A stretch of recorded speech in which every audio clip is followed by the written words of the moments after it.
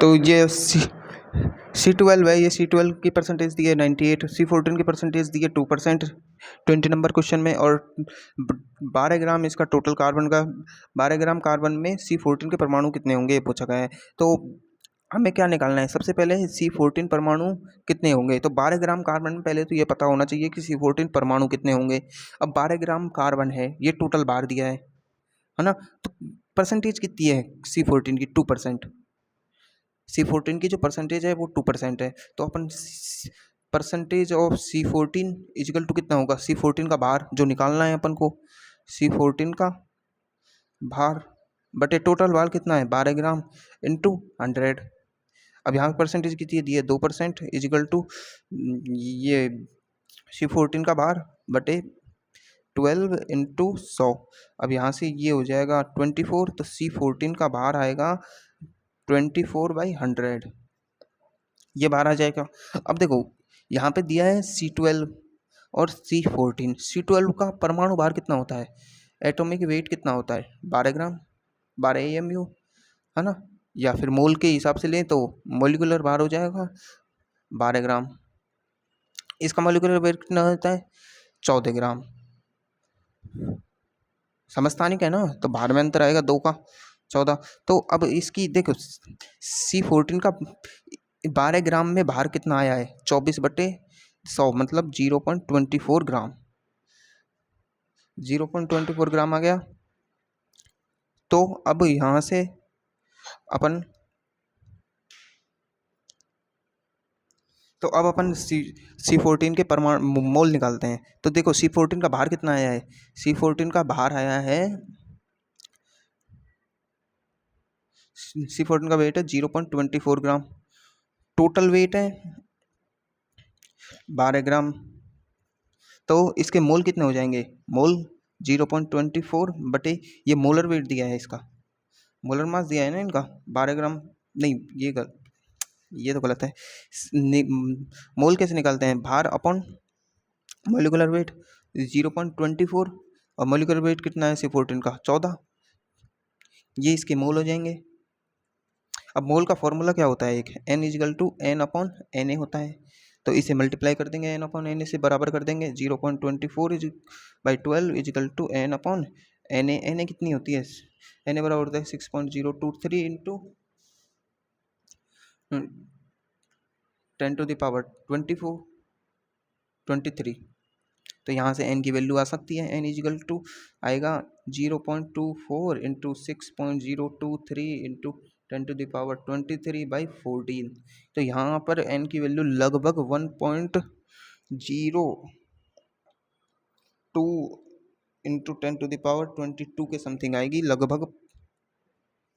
Calculate कर सकते हैं अपन यहाँ से, बहुत आसान क्वेश्चन है 26वां। अब अपन क्वेश्चन देखते हैं 37। देखो 37 क्वेश्चन है ना, वो इसमें क्या है, इसमें इस 37 क्वेश्चन है ना, इसमें ये दे रखा है ग्राम तुल्यांक।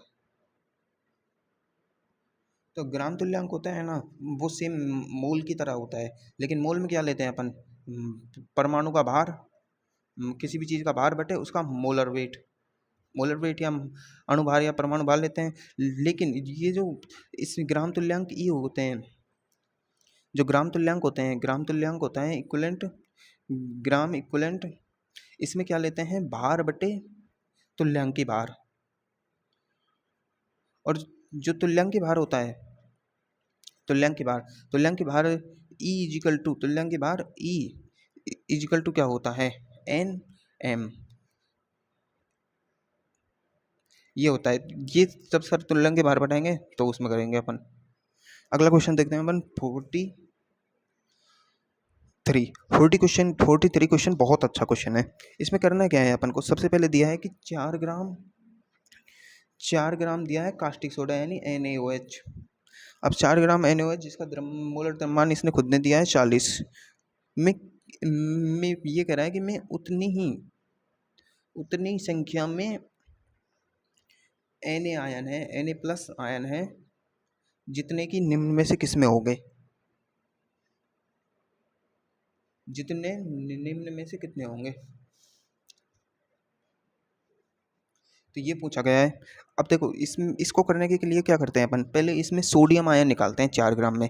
तो 4 ग्राम इसका मोलर वेट ये दिया है, मोलर मास तो 4/40 ये इसके मोल हो जाएंगे, ये आ जाएगा 1/10। अब देखो इस ये कितने, ये एक है, ये इसका ये मोल आ गया, ये भी एक है, ये भी एक है। तो इसके इसके आयन कितने, इसके मोल कितने हुए एन ए के इसके रसायनिक गुणांक 1 है। तो इसके मोल भी कितने हुए, एन ए के मोल कितने हो जाएंगे, मोल ऑफ एन ए 1/10 × 1। इसका जो गुणांक है उससे गुणा करेंगे तो इतना 1/10 मोल हो जाएंगे एन ए के। अब मोल आ गए तो एन इजिकल टू क्या होता है, N upon N A. N upon N A से अपन यहाँ की वो ये एन निकाल सकते हैं, एन इजिकल टू क्या हो जाएगा, एन एन ए। तो 1/10 एन ए। अब सॉल्व नहीं करेंगे अपन को, क्योंकि अपन को बराबर चेक करना है ना, सॉल्व करने से तो आंसर आ जाएगा और कैलकुलेशन टाइम बहुत ज़्यादा लगेगा। अपन को इनके बराबर करना है, तो इनमें सब में एक एक करके चेक करेंगे। अब परमाणुओं की संख्या कितनी आ रही है, 1/10 एन ए, या फिर एन ए बाई 10, ये आ रही है परमाणुओं की संख्या एन ए में। अब देखो पहला दे रखा है 10.6 ग्राम Na2CO3 दे रखा है। अब Na2CO3 का मोलर द्रव्यमान दे रखा है 1/6। तो इसमें कितना हो जाएंगे, इसके मोल कितने होंगे, 10.6/106, ये तो इसका 1/10 आ रहा है। लेकिन यहाँ पे Na के परमाणु कितने हैं, Na का परमाणु क्रमांक 2 है, यहाँ पे Na है जो यहाँ पर 2 हैं। तो Na के मोल निकालेंगे अपन, Na के मोल होंगे 1/10 × 2, तो ये 1/5 आ जाएगा।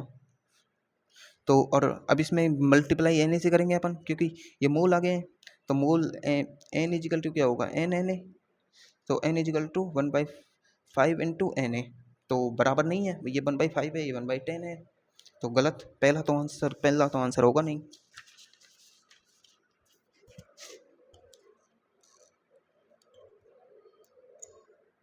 अब अपन दूसरा चेक करते हैं। तो एन ए के मोल कितने हैं उसमें, एन ए प्लस आयन के 1/10 एन ए, यही तो है, इसका बराबर करना है। दूसरा दे रखा है 58.5 ग्राम NaCl, जिसका बाहर कितना दे रखा है 58.5 ग्राम। अब देखो 58.5/58.5 ये आएगा लगभग 1 मोल, और इसमें Na कितना है 1, तो इसका भी 1 मोल होगा Na का भी। अब 1 मोल है तो इसका कितना हो जाएगा, N इजकल टू Na करेंगे तो इसका लगभग 1 Na आएगा। तो ये भी बराबर नहीं है, ये भी गलत। तीसरा चेक करते हैं। अब तीसरे में क्या बोल रहा है, तीसरा अच्छा क्वेश्चन है, इसमें मोलरता वाला कुछ फॉर्मूला लिया है काम में। तो इसमें क्या कर रहा है कि 0.5, इसमें क्या बोला है 0.5 Na2SO4 का 100 ml विलियन लिया है, 100 ml। अब m दे रखी है, तो मोलरता का फॉर्मूला क्या होता है, मोलरता बराबर होते हैं मोल बटे आयतन। अब आयतन यहाँ पर लीटर में लेना है, लेकिन यहाँ पर मोलरता कितनी दी है 0.5 m। मोल कितने हैं, मोल अपन को निकालने हैं इसके, पहले तो मोल ही तो निकालेंगे, मोल निकालेंगे। n आयतन कितना दिया है 100। अब ये ml में दिया है, तो ml को लीटर में चेंज करेंगे तो ऊपर 1000 से गुना हो जाएगा। इसमें 1000 का भाग देंगे तो ये 1000 ऊपर जाएगा ना, तो ये 10 से ये गया, n इजिकल टू आएगा, n इजिकल टू 0.5/10, ये गया 5/1/20 आ रहा है, सही है। 1/20 मोल आ रहे हैं, 1/20 मोल आ रहे हैं। अब यहाँ पे 1/20 मोल इसके आ गए। इसमें देखो मोलर वेट दिया है, द्रव्यमान दिया है, लेकिन उससे हमें मतलब क्या है, इसका तो भार दिया ही नहीं है, कहीं भार तो दिया ही नहीं है ना। अब इसमें मोल आ गया अपना, सिंपल सी बात है। अब मोल बराबर क्या होता है, वही n बराबर क्या होगा, n बराबर Na होगा, Na। अब n कितने हैं 1/20, लेकिन अरे रुको, अपन को अभी तो इसके निकालने हैं ना, ये दिया कितना है Na2SO4 के मोल आए हैं, ये तो 1/20। Na के मोल कितने होंगे 1/20 इंटू मल्टीप्लाई 2, ये हो जाएगा 1/10 मोल आएंगे। इसके, और n इजिकल टू क्या होगा, वही n is equal to N N A, तो n कितने हैं 1/10 और n है, तो आ गया ना बराबर में, तो थर्ड है इसका आंसर। बहुत आसान क्वेश्चन था। अगला क्वेश्चन देखते हैं। 46 तो हो ही गया, 48 देखते हैं। तो 48 क्वेश्चन है ना, 48 क्वेश्चन, इसमें क्या पूछ रहा है कि 488 ग्राम 488 ग्राम BaCl2.2H2O दिया है। अब इसमें किसकी पूछ रहा है, इसमें जल के मोल पूछ रहा है, जल के मोल। पहले तो ये तो इसका बाहर दे दिया वेट, अब इसका मोलर वेट निकालते हैं। Ba का कितना दे रखा है इसने, Ba का दे रखा है 137 प्लस Cl2 का कितना होगा 35.5 ऐसे। अब इसको यहीं पे मल्टीप्लाई कर लो 2, तो ये लगभग 71 आएगा, प्लस 71 प्लस 2H2O। देखो H का परमाणु क्रमांक कितना होता है, 1। H का परमाणु क्रमांक 1 होता है, और H का जो परमाणु भार होता है, परमाणु भार या फिर मॉलिक्यूलर भार होता है 2, ये हमेशा याद रखना। अब H का 2 होता है, 2 दूनी का 4। अब देखो इसको सॉल्व करते हैं, 2H2O को यहाँ पर 2H2O में इसका कितना है 2 दूनी का 4, तो इसके हैं, प्लस एक 16 का है, और इसका टोटल का 2 है, 2 टाइम्स है, तो 4 16 20 और 20 दूनी 40, तो इसका टोटल 40 आएगा। अब इसको सॉल्व करते हैं तो कितना आ जाएगा 7 और 1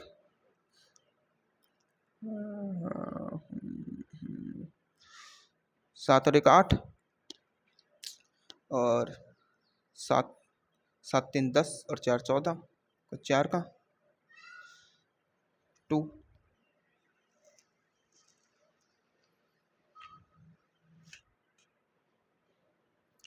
248 आ रहा है, 248 ही आएगा क्या,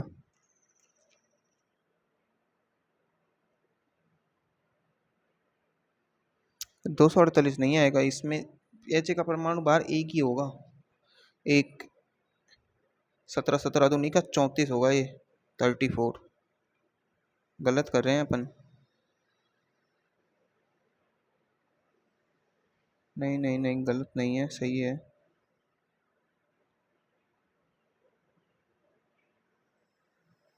इसका टोटल कितना होगा 16 दूनी का 32 और 4 दूनी का 8, 40,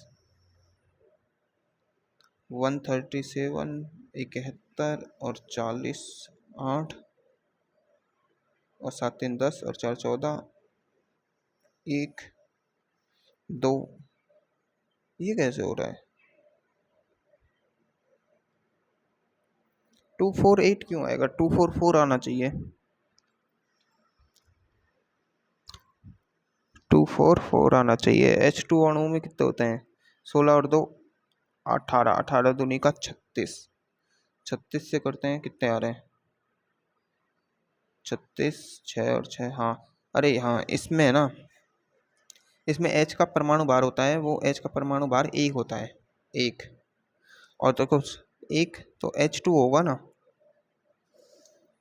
H का परमाणु भार 1 होगा, तो इसका BaCl2.2H2O, तो Ba का 137, Cl का हो जाएगा 71, ये H2O का कितना होता है, इसका 16, इसके 1 और 1 2, 18, 18 दूनी का 36 हो जाएगा, प्लस 36, ये गलत है 36, ये टोटल हो जाएगा कितना 137 71 और 36, 7 और 7 14 और 7 3 10, 10 और 4 14 और 1 2, 244, और भार कितना दिया है इसका, भार इसका तो मोलिकुलर वेट आ गया, ये मोलर मास आ गया 244। अब भार दिया है इसका 488 और इसका मोलर मास आया है 244, तो 2 मोल आ रहे हैं इसके BaCl2 के। अब देखो BaCl2 एक हो गया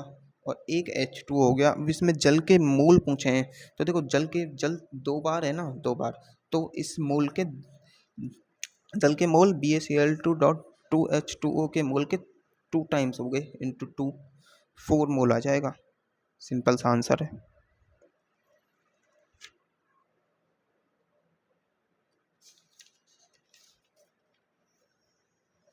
और देखो अगला क्वेश्चन देखते हैं। 52 नंबर का। इस क्वेश्चन में क्या दिक्कत है? इस क्वेश्चन में दिक्कत है, रिएक्शन की दिक्कत है। 52 नंबर का क्वेश्चन है, इसमें पूछ रहा है 23 ग्राम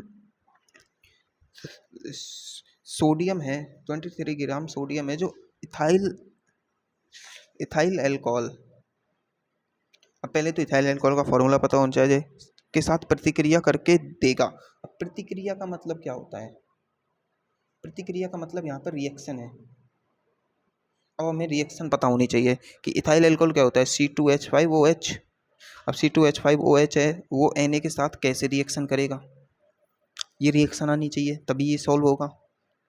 अब देखो पहले तो C2H5 का मोलर वेट निकाल लेते हैं अपन। मोलर मास कितना होगा, 12 दूनी का 12 इंटू 2 प्लस H का कितना हो जाएगा 5 into 1 plus 16 into 2, 16 into 1 plus 1, ये कितना होगा 12 दूनी 24, 5 प्लस 16 और एक इसका हो गया 6, इसको जोड़ेंगे तो ये हो जाएगा 24, 30 और 46 हो जाएगा 46 mm। अब देखो मोलर मास निकल लिया, ऐसे तो इसका मोलर मास निकालेंगे। अब अपन 23 ग्राम की बात कर रहे हैं, 23 ग्राम। अब देखो Na का परमाणु भार कितना होता है, Na का परमाणु भार होता है वो भी तो 23 होता है। तो कितने मोल हो गए 23/23, 1 मोल आ रहा है। तो अब रिएक्शन क्या होगी, 1 मोल 1 मोल Na की रिएक्शन करा रहे हैं। अब अपन 1 मोल Na की रिएक्शन कराएंगे, ठीक है। अब अपन को रिएक्शन क्या होगी, C2H5OH। अब C2H5OH, अब इसकी रिएक्शन कराएंगे Na से, तो बनेगा क्या। देखो जो रिएक्शन होती है ना, ये जो रिएक्शन है, इस रिएक्शन का नाम है वुड्स रिएक्शन।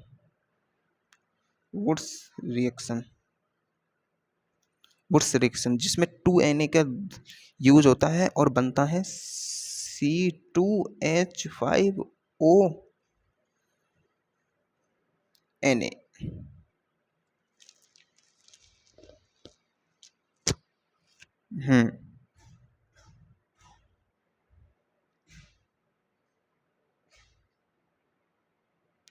ये वुड्स रिएक्शन नहीं है, कोई और रिएक्शन है, पर इसमें C2H5ONA बनेगा। और इसको क्या कहेंगे, ये इथाइल अल्कोहल है, ये बन जाएगा। अब इसमें से निकला क्या है, इसमें से H निकला है। अगर ये 2 टाइम्स होता, ये 2 टाइम्स होता, तो यहाँ पे 2 ये बन जाते हैं और H2 गैस निकल जाती 1 मोल, क्योंकि ये अपन ने 1 मोल लिया है, यहाँ पे एक मोल Na की रिएक्शन हुई है। अब ये 2 कर दिया तो 2 मोल हो जाएंगे और ये भी 2 मोल, तो यहाँ पर 1 मोल H2 गैस निकलती। लेकिन हमें सिर्फ टोटल 1 मोल Na दिया है, तो H2 गैस हाफ निकलेगी, हाफ H2 गैस, तो हाफ मोल H2 गैस निकलेगी। क्योंकि हमने वेट को कैलकुलेट किया तो 1 मोल Na की रिएक्शन कराने हैं। ये जो रिएक्शन है ये सीमांत अभिकर्मक की है, इसमें Na है जो सीमांत अभिकर्मक का कार्य करेगा। Na पहले खत्म होगा, 1 मोल Na खत्म होगा तो 1 मोल C2H5OH के साथ क्रिया करेगा, ये 1 मोल के साथ ही। यही तुल्यांक नियम होता है। 1 मोल Na है जो C2H5OH के साथ क्रिया करेगा 1 मोल के साथ। अब 1 मोल में से ये 1 मोल H को ही तो हटाएगा, इसके से इस 1 मोल H को ही तो हटाएगा, और 1 मोल गैस ये हाफ H2 गैस बनाएगी और हाफ H2 गैस के 1 मोल निकलेगा, क्योंकि H तो निकलता नहीं है, गैस निकलती है H2 हाइड्रोजन गैस ही तो निकलती है, हाइड्रोजन गैस ही निकलती है ना, इसलिए। तो ये हो गया 52 तक हो गए। सिंपल है।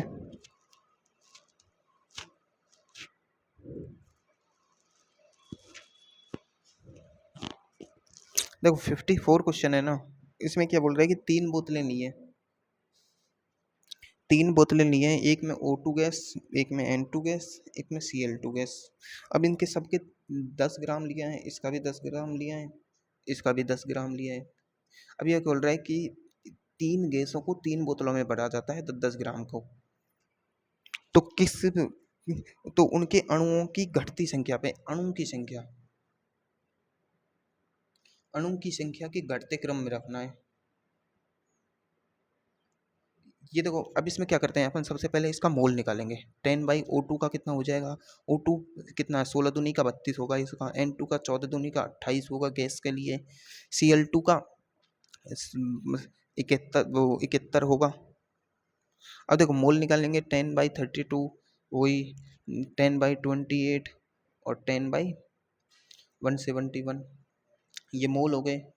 अब देखो जितनी बड़ी संख्या ऊपर होगी नीचे होगी, जितनी संख्या बड़ी नीचे होगी उसकी वैल्यू उतनी ही कम होती जाएगी।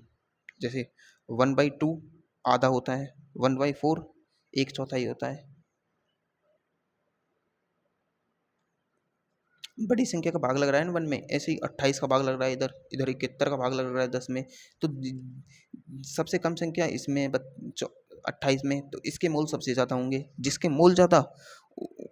और यहाँ पे मिति गुणांक देखो, सब में 2-2 है, सब में 2-2 है ना।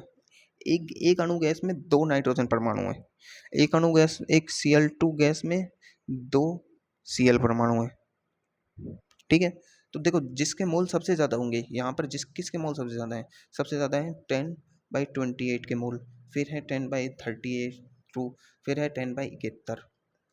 अब जिसके मोल ज़्यादा, ये मोल है, अब जिसके मोल ज़्यादा, n इजकल टू क्या हो, अब देखो n इजकल टू क्या होता है, Na है ना, Na।